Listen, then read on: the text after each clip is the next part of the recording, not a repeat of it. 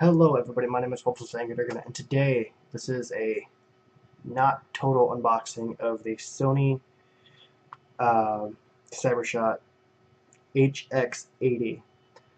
I did a unboxing video of it and the volume was so low I couldn't even use it. So instead of redoing it twice now, I'm just going to leave everything out of the box and just show you what came in the box.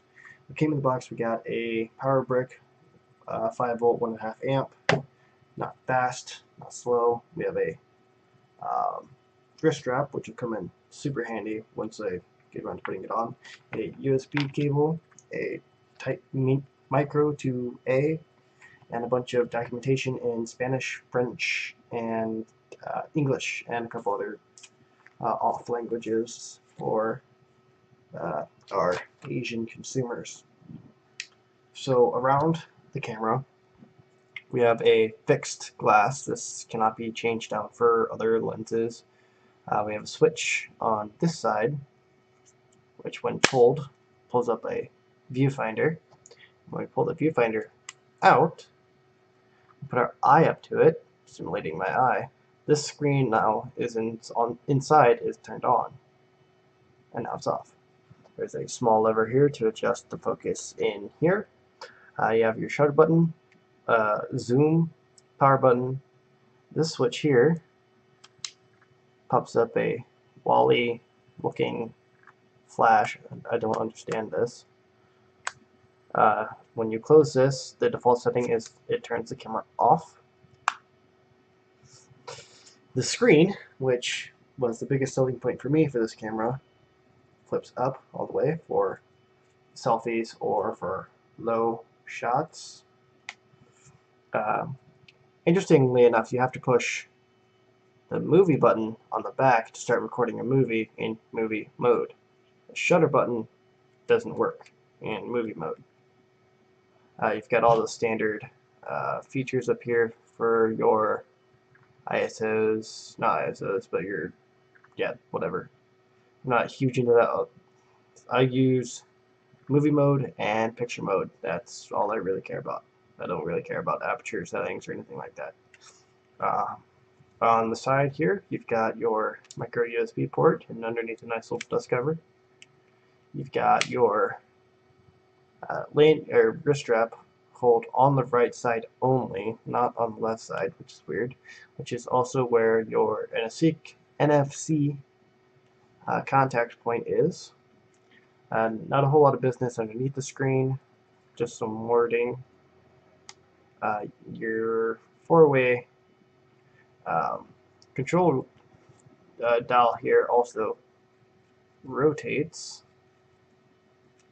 for selections. You've got your help delete button, playback button, other settings on your wheel, menu, function menu, and your button here, as we discussed before. The box is very unexciting. There's really nothing on it. But turning it on, we see a nice deep standard here. So there's not going to be any.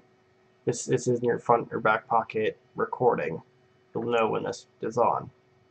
If it turns on accidentally, which it should with a very small power button like this. And zooming in, we can see that the glass moves, which is nifty. Turning it off, automatic lens cover, which is nice. Don't be poking that with your fingers now, as I do it. Got a micro HDMI connector as well as a what's the word for it? A tripod connector on the bottom. We have a switch here, which when unlocked, the door will automatically pop open. Where your battery is, little blue tab here, pull that out. Here's your battery. Now you want to put your battery with the arrow on the top facing the lens, because otherwise it won't lock down. That's how you know you've got it wrong. So just boom, your SD card right here. Pretty simple. Full-size SD card, which I find to be super nice. And then there's no secondary locking mechanism on this door. It's just hold down, hit the switch. Alright, and that was my quick and dirty so-called unboxing and first impressions of this camera. And here is your video and audio test. So this is the test footage from the Sony HX80, or what is it called? The Sony Cybershot or whatever.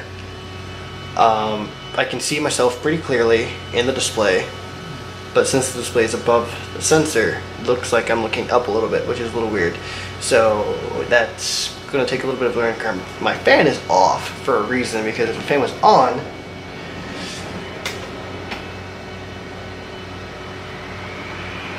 that's all you hear.